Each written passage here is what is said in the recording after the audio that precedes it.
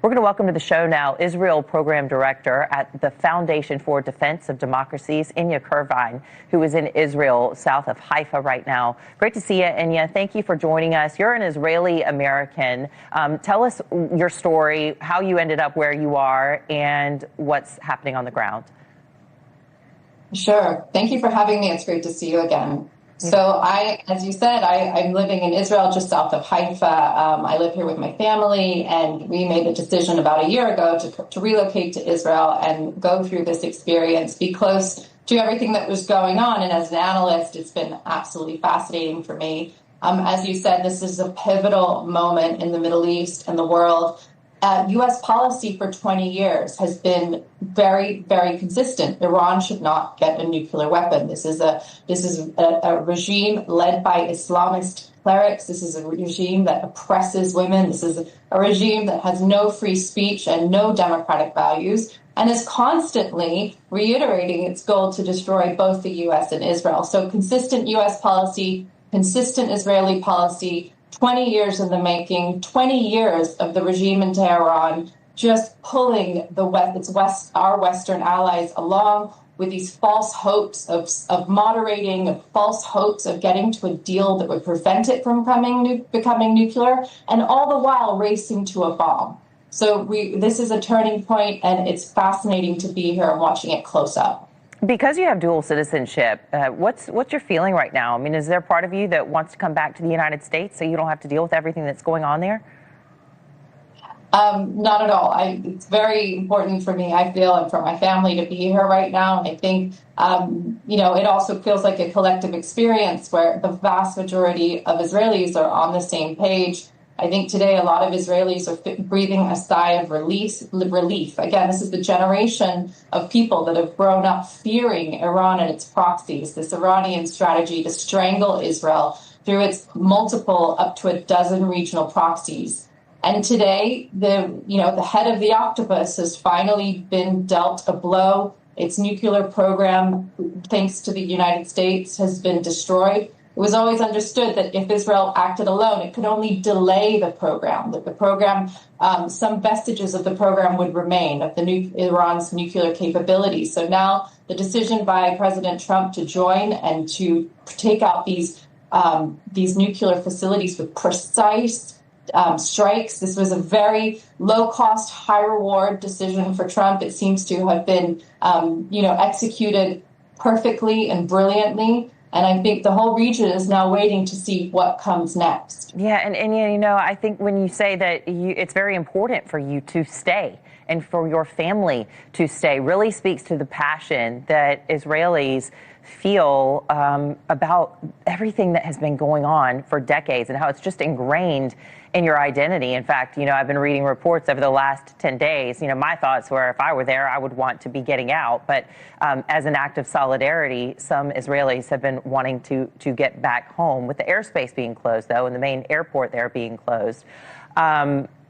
What is that like for Americans who are inside Israel, who want to get out of Israel? We've got the ambassador, former Governor Mike Huckabee, coming out yesterday. I think we've got a post that we can put up from X from him. But he basically has said we are working to get you out, but we need to know who's here. So go to the government's website here that he's got on his X listed here, and let us know where you are, and we'll try to get you out. But please don't be choosy about this. Explain what the routes are out by boat. There are a few flights leaving from specific locations. How is all of that happening? Well, it's interesting, Anna. Last time I talked to you, I was in a bomb shelter in a hotel with a group of Americans, including one of your colleagues who was with me on the ground. And we were able to evacuate that group overland through Jordan, and then they flew from Amman to Greece. So there is a route that goes through Jordan and then into Jordanian airspace. And I know that some Americans and other foreigners that are in Israel have taken that option. Others were able to get out during that window of the past couple days before the June 21st strike on the Iranian nuclear program by the U.S. There was a window where flights had started to get people out. I know there's also talk of cruise ships coming in, as they did last year during the exchange of fire between Iran and Israel. So there are definitely options on the table, but there is demand, I think, mostly of foreign citizens to leave. And then, of course, a huge demand of Israelis that just want to get home. There are tens of thousands of Israelis that are doing everything they can to get home. I heard one of my colleagues, a journalist, posted once he successfully made it home that he had taken a tugboat from Cyprus. I mean, this is the desperation that Israelis abroad are feeling to try and come home to their families. Being abroad right now is a very alienating experience for Israelis. I mean, this is a very collective society that works together, that functions well under stress. And I think most Israelis right now want to be here. So Israelis trying to get home despite these retaliatory strikes from Iran coming. And in fact, this is breaking news. Israel saying 80 or more people have been injured in these Iranian retaliatory strikes there. I want our viewers to take a listen to what Prime Minister Benjamin Netanyahu had to say about the B-2 bombers and the Tomahawk strikes by the United States last night that has obliterated their nuclear program. Take a listen to Netanyahu. Congratulations, President Trump. Your bold decision to target Iran's nuclear facilities with the awesome and righteous might of the United States will change history. In Operation Rising Lion, Israel has done truly amazing things. But in tonight's action against Iran's nuclear facilities, America has been truly unsurpassed. So the United States stands with Israel. This is what we continuously hear. The U.S. stands with Israel. But there is a large portion of Americans who are waking up this morning saying, I don't want to get dragged into World War III. Was this really the right decision? What would you say to those people?